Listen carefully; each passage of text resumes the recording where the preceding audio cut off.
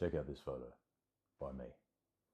The photo I'm going to share with you is a photo that I took on the first roll on my M3.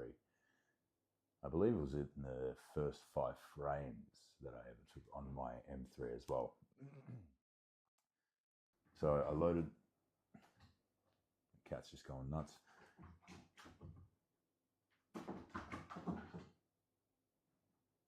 Incredible, perfect timing. So yeah, I had the 30, I was gifted the M3 with a 35mm color scoper on it, and then I put a roll of HP5 in it, as always. And I was on my way home. I was on the tram coming up Elizabeth Street, heading out of the city. And then whilst I was inside the tram, I took this photo. And this is one of my favorite photos I've ever taken. Partly, probably because it was taken on the M3, a camera that I've wanted forever. So it had a bit of magic to it, you know, taking this type of photo with that camera on the first roll of film that I put through that camera on the way home from being given that camera. Excuse me. So there's a lot of weight on that already, just in terms of importance to me. But this type of photo is the photo that I get, maybe for me. Not everyone's going to agree with this being a good photo or not, but for me, this is what I'm chasing, this photo. Now, I'll bring it up on the screen as well, so you don't get the reflection from the light. But, excuse me, I was just playing around with the camera. Like, I just got it, and I hadn't shot 35mm for, like, the focal length for years.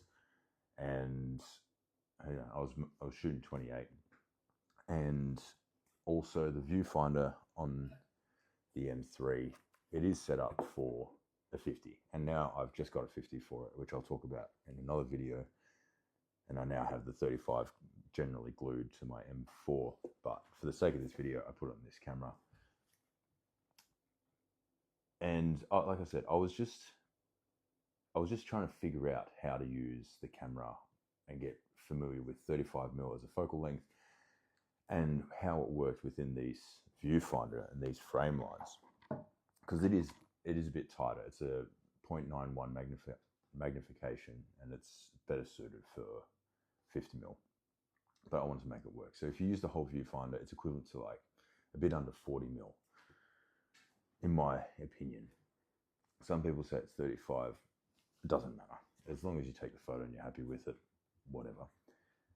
But I saw this moment, and there was this woman who kept resting her head against the window. She was having a moment to herself.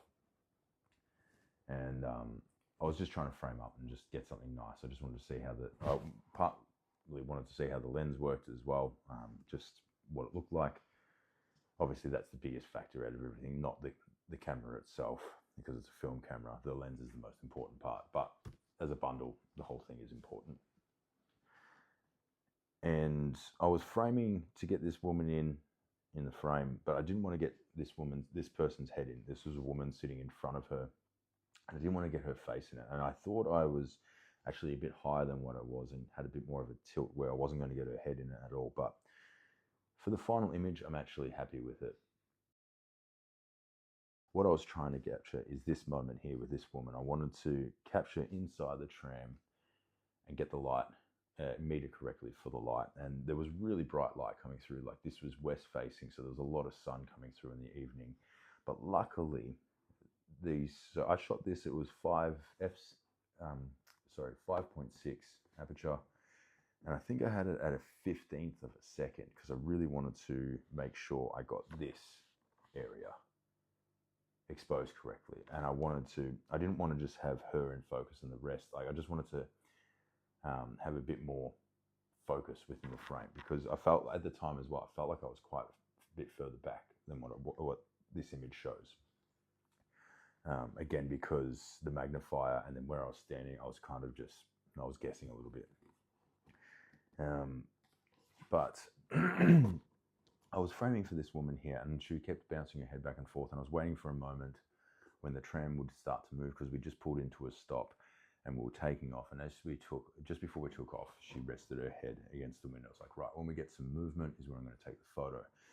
And outside, there was a lot of harsh sunlight coming through, so I was weary about that. And I don't use a meter, so I would just go by just experience in terms of how I expose. And I thought that was the right setting for inside. I was kind of just going to wear the blowout from outside, the highlight blowout. But luckily, on this window, they have like these tiny little black textured prints. It's like a whole screen that goes across the window. So you can see everything that's going on, but it diffused the light ever so slightly.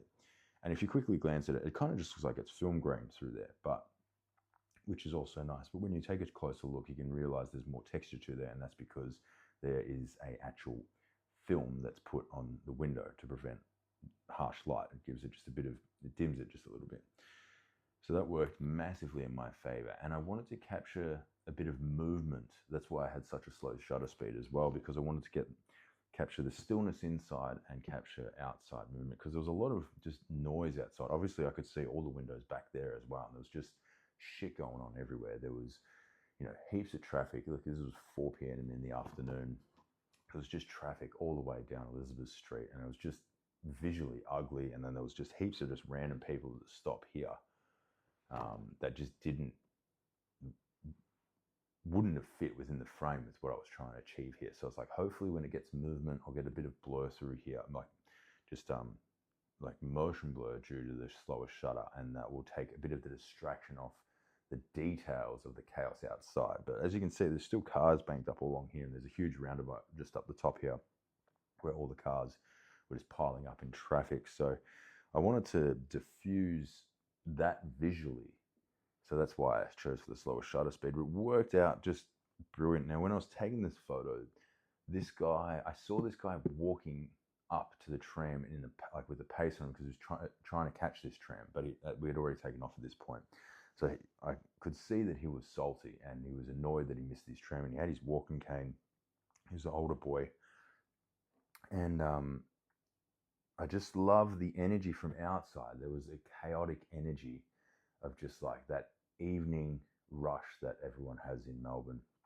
But inside here, because of where I've framed this, it gives the illusion of just stillness and calm. So there's a contrast between the outside world and then the inside of the tram, where this woman is resting. And you wouldn't be able to, like, you can rest wherever, but it wouldn't give that real sense of rest where she is within that space if it didn't have that chaotic energy outside to contrast with. And it just so happened to be that I don't always try to do this. I don't want to use it as a crutch, but there is like a bit of the rule of thirds going on here. A third of this frame is, within the tram, just the details within the tram and the stillness and this warmth with all the contrast and tones. And outside is that harsh sunlight coming through, that chaotic energy that is being diffused by the tram itself through this screen, this film screen that's going over the window. And then all that chaotic energy, as I said, is diffused and blurred through that slow shutter. You lose that detail of that franticness, and you're just left with the stillness inside. So I'm incredibly proud of this photo. And yeah, it has a lot of weight to it because, as I said, it was when I was gifted the camera, and it was the first roll I took. Oh, sorry, from the first roll of film I put through that camera. So it's got a lot of weight for me. And these are the style of photos that, like I said, I think I could get maybe once every 12 months, maybe even less. And when I got it, I was just like, oh, I got this type of photo from this camera on the first roll of film. I obviously haven't got anything, in my opinion, of this caliber since. As far as street work goes, a few professional jobs, I've taken a few photos where I'm, again, blown away. It happened to be on this too, but I used the 90mm. Might talk about that in another video. That photo in particular, it wasn't a standout one, but sort of the same situation. I was like, oh, I'll just give this a try. And yeah, it just, to me, this is what I'm after. And I hope to capture more work like this and grow from this photo. So that's why I got it printed. I got it printed the week after I took this photo. and I printed it and framed also a copy and gave it to Peter, who gave me the camera as a thank you. But yeah, just one of those moments where I inspire myself through my own photography. Again, I'm not saying this is the best photo in the world. It's my favorite I've taken. And it's just one of those nice moments where I'm fueled to continue doing what I'm doing because of this. So anyway, I hope you got something out of that. And yeah, I just wanted to share, as always. There's been a bit of a break in between. I had a bit going on the last few weeks. Finally caught up with me. I broke the weekly trend of posting a video, but hopefully I can overcome that and record a few videos and get them out and be back on track. So yeah, anyway, like and subscribe, Godspeed, and until next time, take it easy.